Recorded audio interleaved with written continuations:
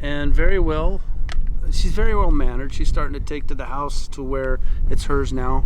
We'll get a yip every now and then. Fish on.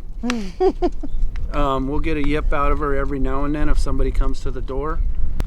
And she has not peed on the floor.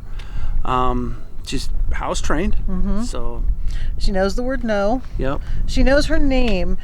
We didn't change it. She came with the name Lulu, and she's been through so many changes. Since she already answered to it, we decided not to change it. And Fish it fits her.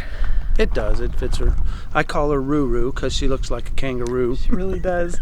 She does. If you see her in person, she's got them big old brown eyes and That long nose and then the ears, and then just the way she looks. Her coloring and stuff.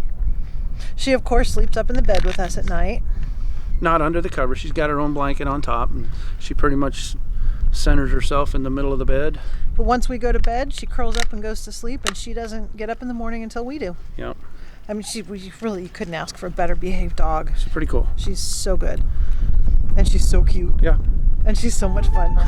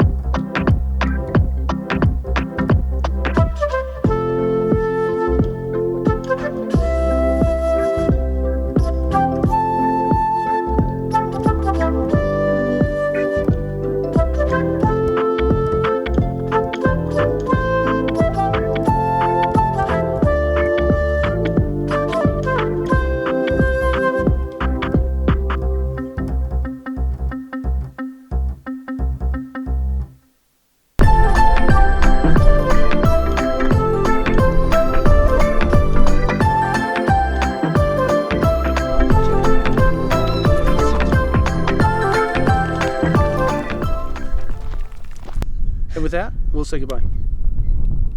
I'm done. Anyway, so that's our exciting news for the week. It pretty much has been all about her this week because we've had to run back and forth to Yuma a couple of times and get stuff taken care of with her. And of course, do all the... Fish on. He's going to break that thing. And do all the important doggy shopping and all that good stuff. That's it. So that's what we've been up to. We do have more off-roading adventures and a few different other looks at Quartzsite.